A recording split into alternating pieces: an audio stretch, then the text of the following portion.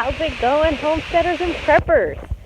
Merry Christmas, happy almost New Year, and is everybody down here? Okay, and we're just gonna say it's good to have a nice weekend that's not filled with snow and ice. Yesterday for Christmas Day, it was about 70 degrees here. That's not normal. Oh, here comes the ducks.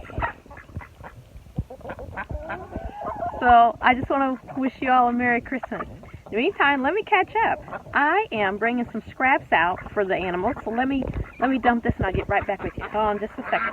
Come on, guys.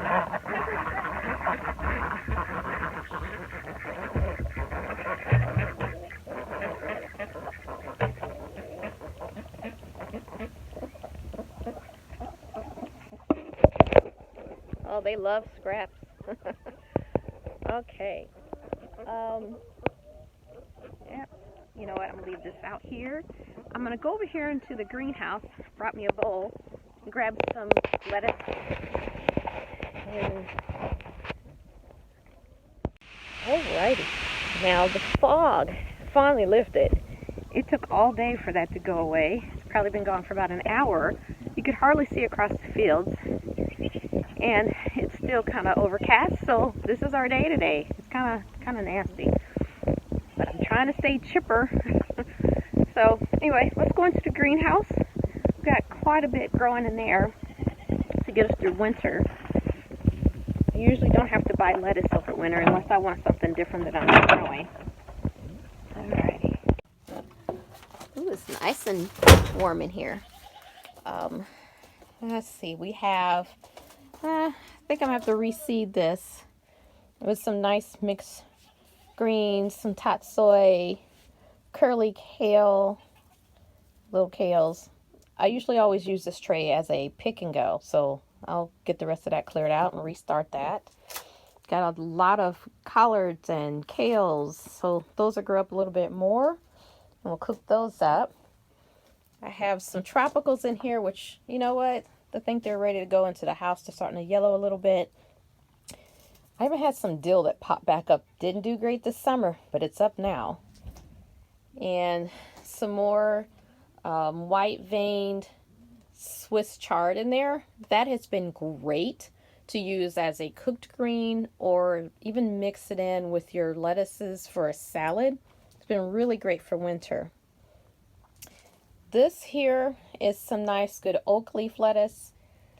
I'll clip and cut that as well. And then other stuff in here is just because it was the end of season. So not the best scene in here.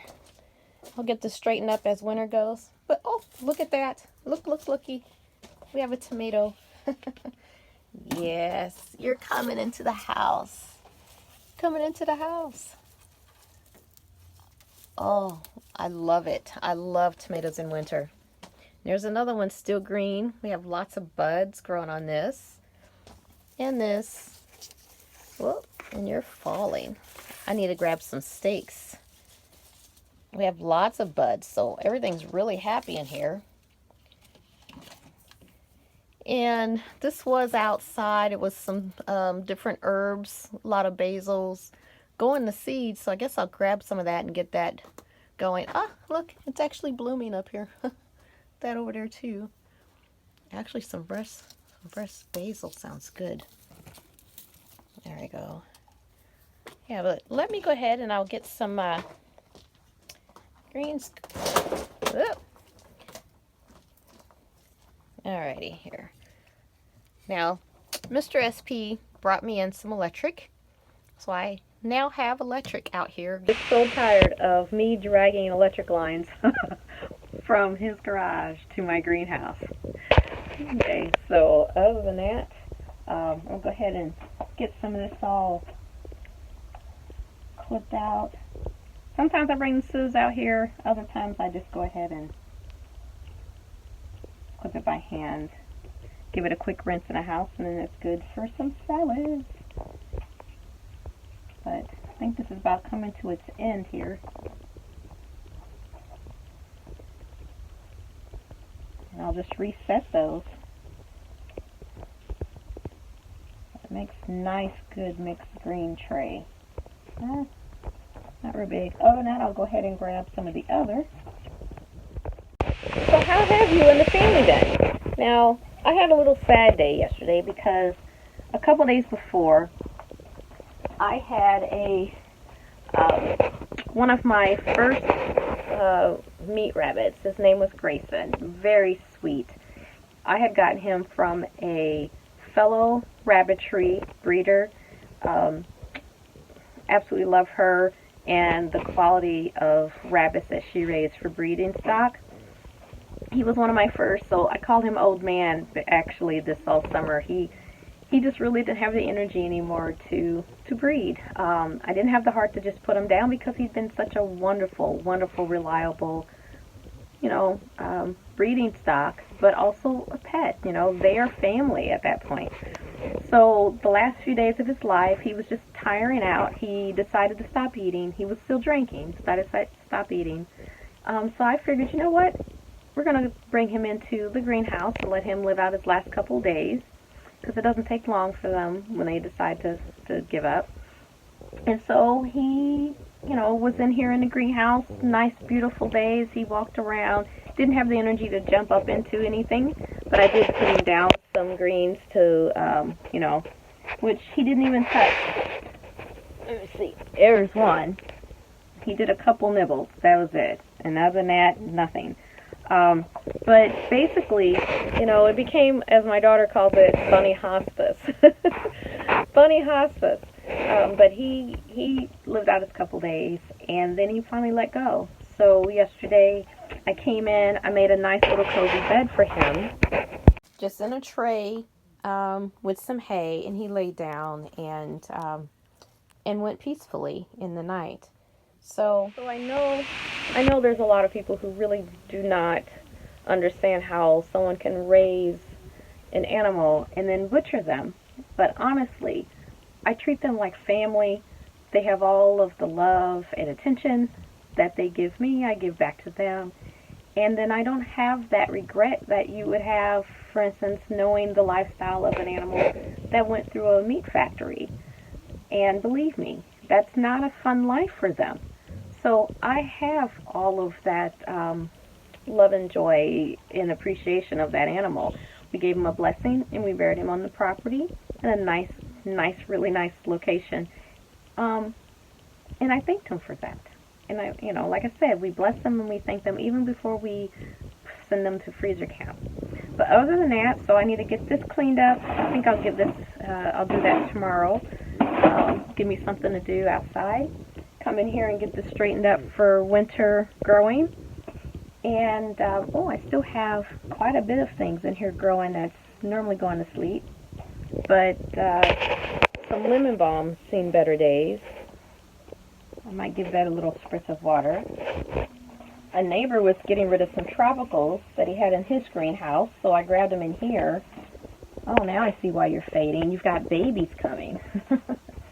So I think those will get moved inside, so that way I don't have to keep the greenhouse to the high temperature that they really require. But I do love those. Aren't they pretty? But other than that, this is going to be how I get through what everyone is calling the dark winter. Okay, have we had dark winter yet over this, last 2 years of the pandemic? No, but I think if we're going to have one, it's probably going to be this one. How do I prepare for it? Well, first thing is getting straight up there, right?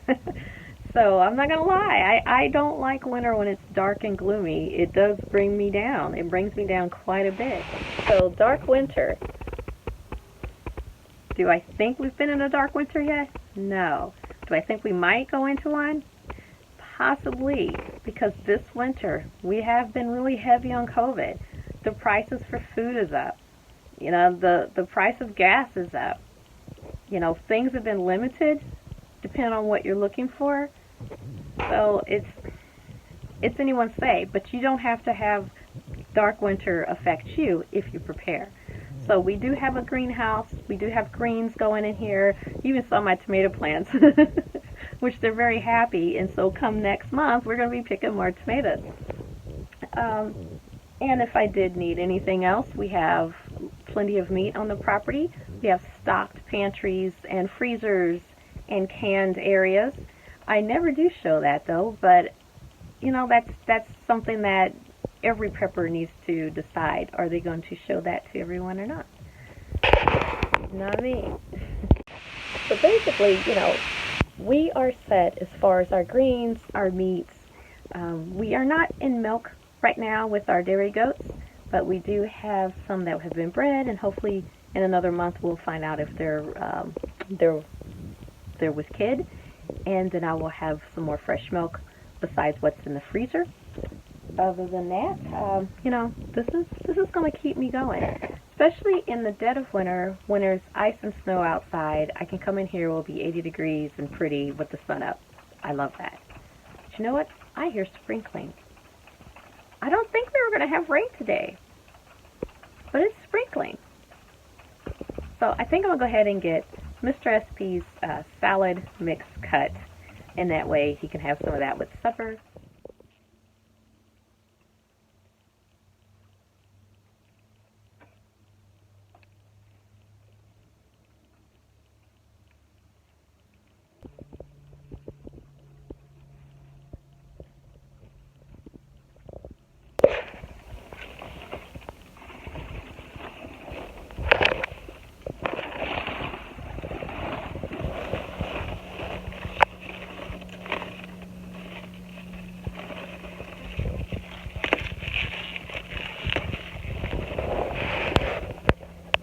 Now, if you like celery, you can substitute these heavy veins for celery. Grab that off here. You're not going to really eat that on the salad, right? But it's just like celery, sorta. Alrighty. Got a little bit of that. That'll be enough for us to have a couple bowls of salad. And we'll give this a rinse. Get back in because I can hear the rain picking up. Also, the cats are attacking the door. They're so needy. Those are my girls. Once they realize it's raining, they're going to run because they're going to feel a couple sprinkles. Goats just don't like water. Don't you dare. There you